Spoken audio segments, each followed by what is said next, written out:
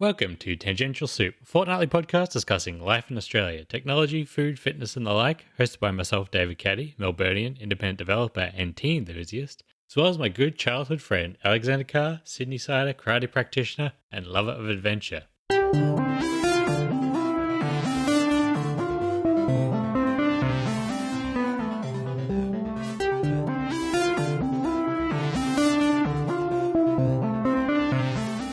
Although it seems like you'll be doing the adventure from home. Yes, my adventure will be on Breath of the Wild for the meantime. And no karateing. No karateing either.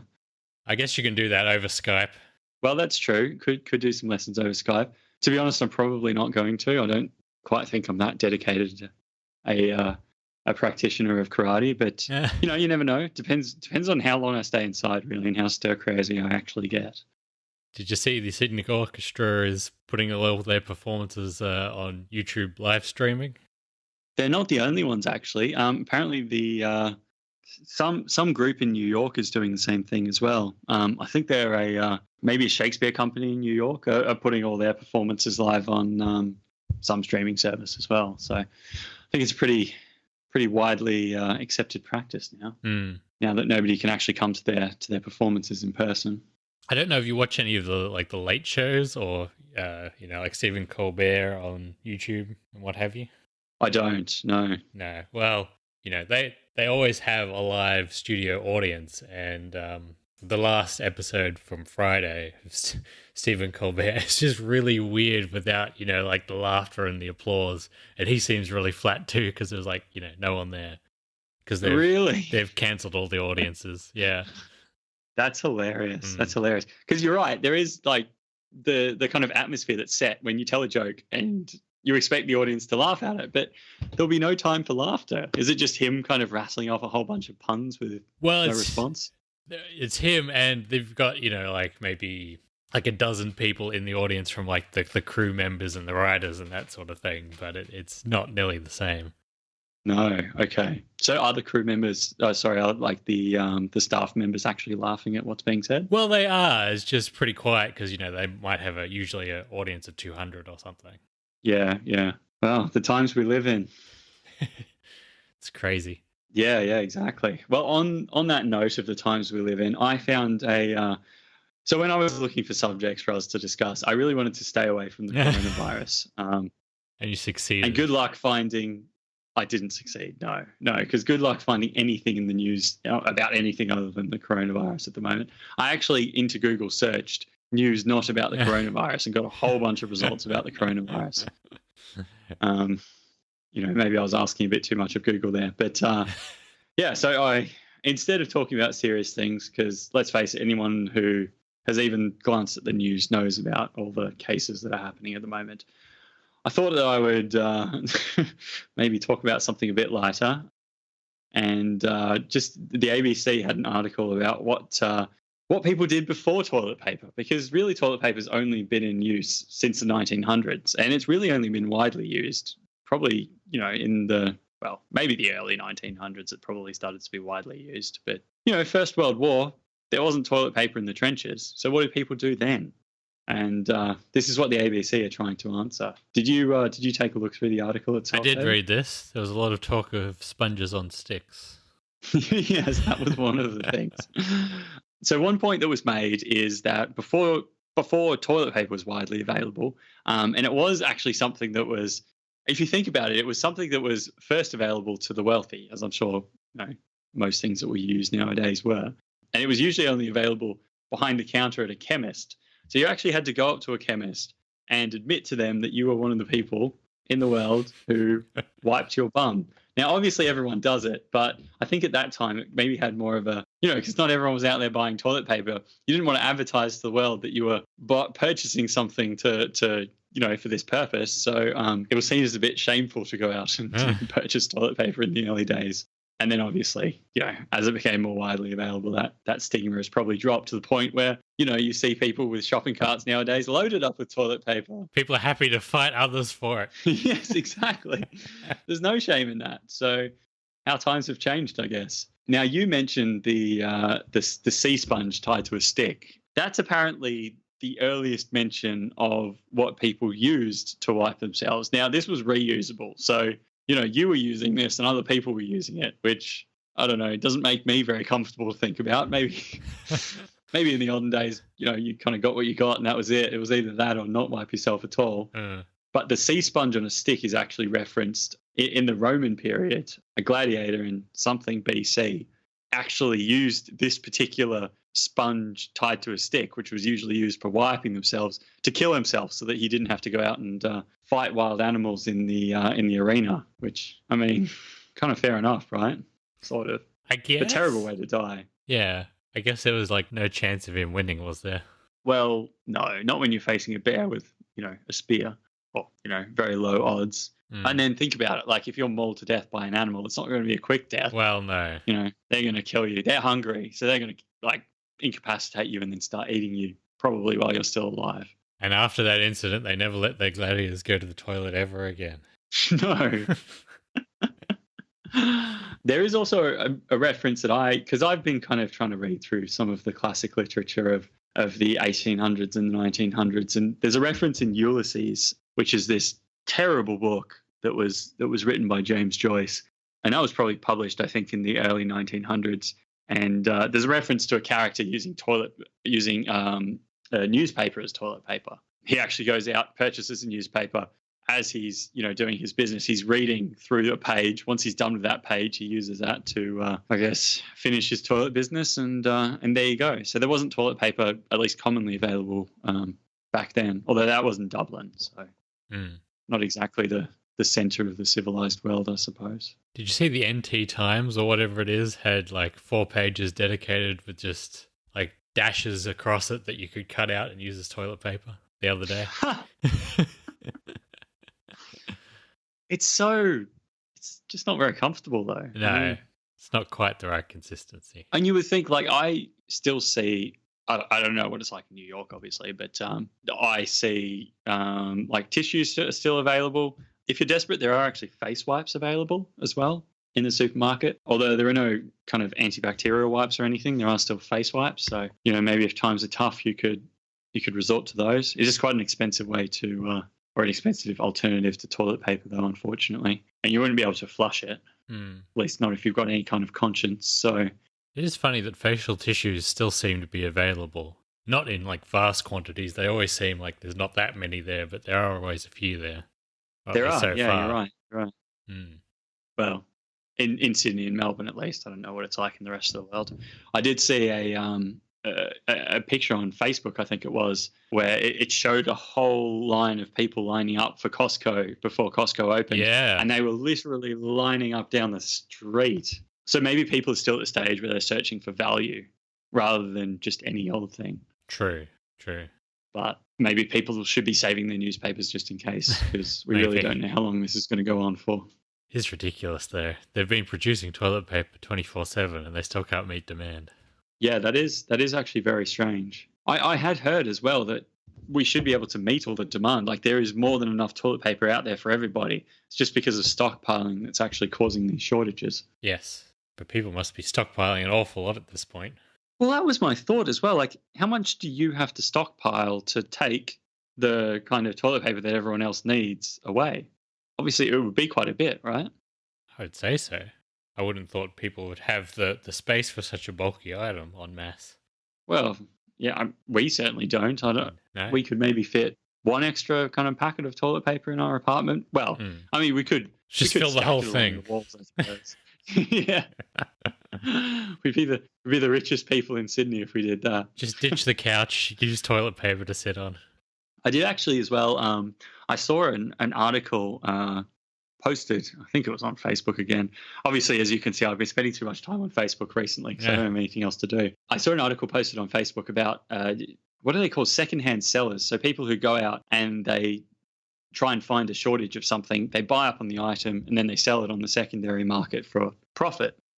And it was somebody who had purchased, I don't know what it was, something like hundreds of thousands of dollars, or maybe not hundreds of thousands, but tens of thousands of dollars worth of hand sanitizer when this all started. And he had something like 100,000 or 200,000 bottles of hand sanitizer, which he was selling on Amazon as a secondary seller. And I mean, he kind of said that he thought his prices were fair, but he was selling them for anywhere between about $30 a bottle and $100 and something a bottle. So, I mean, to me, that doesn't sound very fair. No. But he was kind of selling these, and his store had actually been shut down, and Amazon and eBay and everything have basically gotten to the point where they're banning these profiteers essentially from selling their products on their stores. So he's been stuck with this huge supply of hand sanitizer, which obviously could be going towards people who actually need it, but it's just sitting in his garage not doing anything. Yeah, I did see that too. And while like capitalizing on sort of a crisis is bad, it is also weird that when you shut it down, like how is he meant to distribute this now? It's not going to be distributed. So you've just like cut off that supply chain. Yeah, I can see both sides of it. Yeah. Isn't there a way to try and make the pricing fairer, though, so he's not really making that much of a profit from it? Yeah, why couldn't you, instead of shutting down the store, just band-aided like a maximum price level for that particular item? Yeah, true. So we still made a tiny amount of profit, but not much profit. Yeah, I mean, that's what I would prefer. Although it does, I mean, obviously for me and probably for a lot of people, it does rub me the wrong way that he's trying to profit from something like this.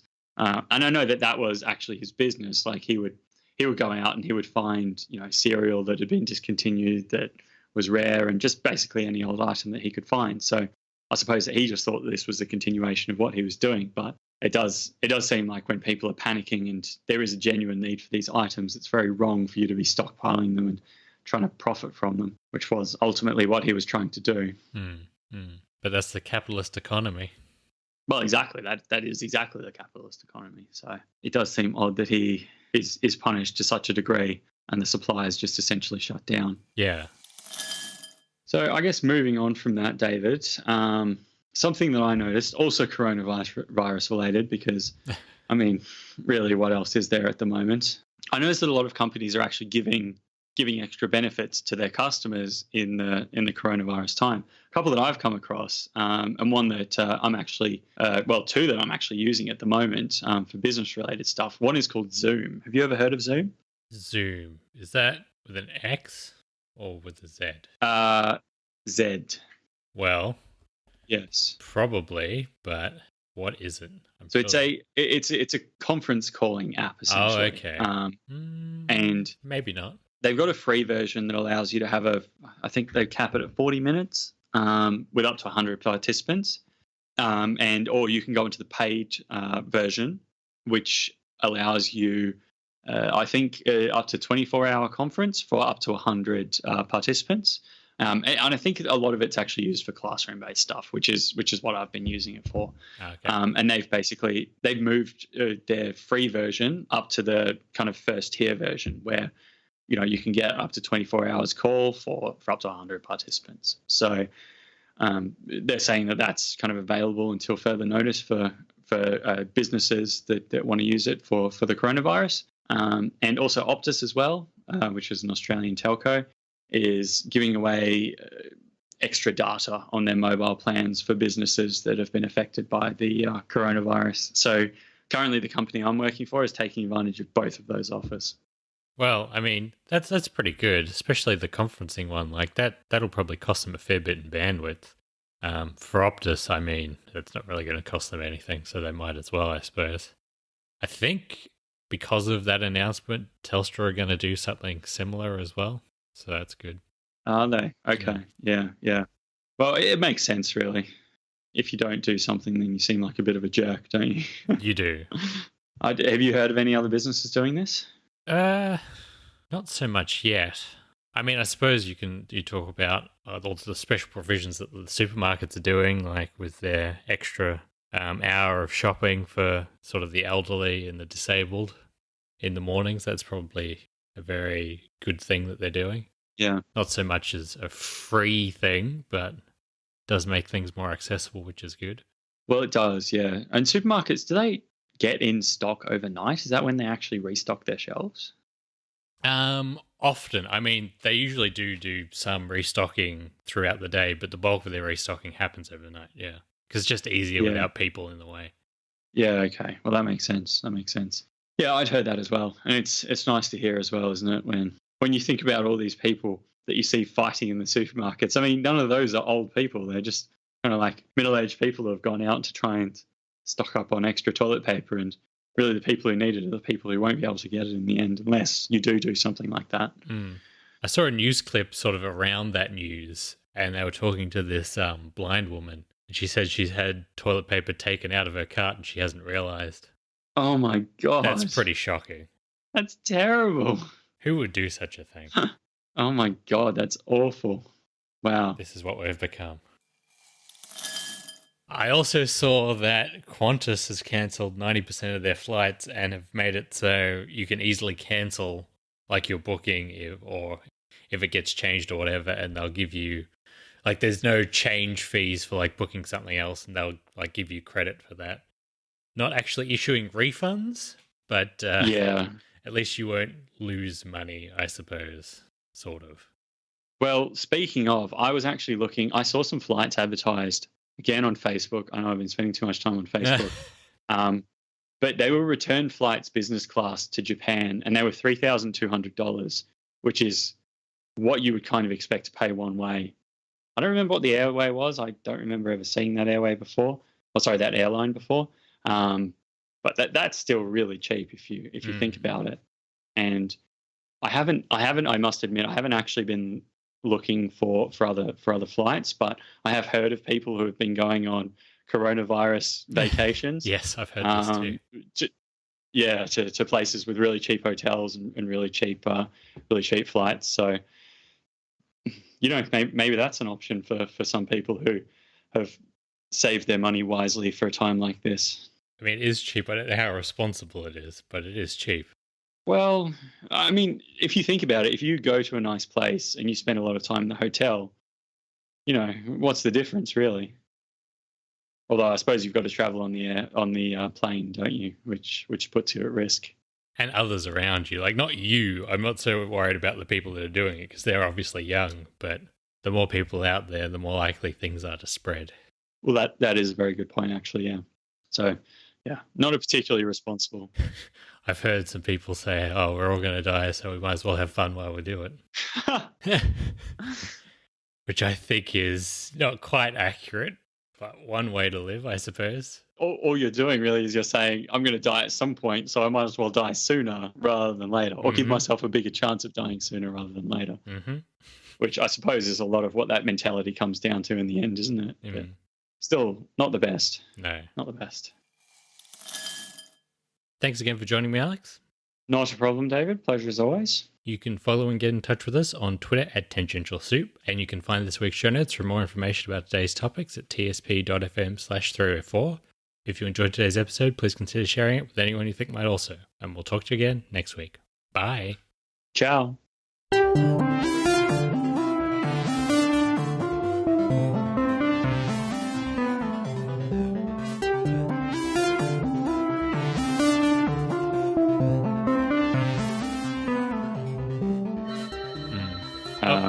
That's for me. Hang on. Okay. Sorry. Back. That's all right. Got your toilet paper, I heard? Yes. Only 6 rolls, though. It's not going to last very long.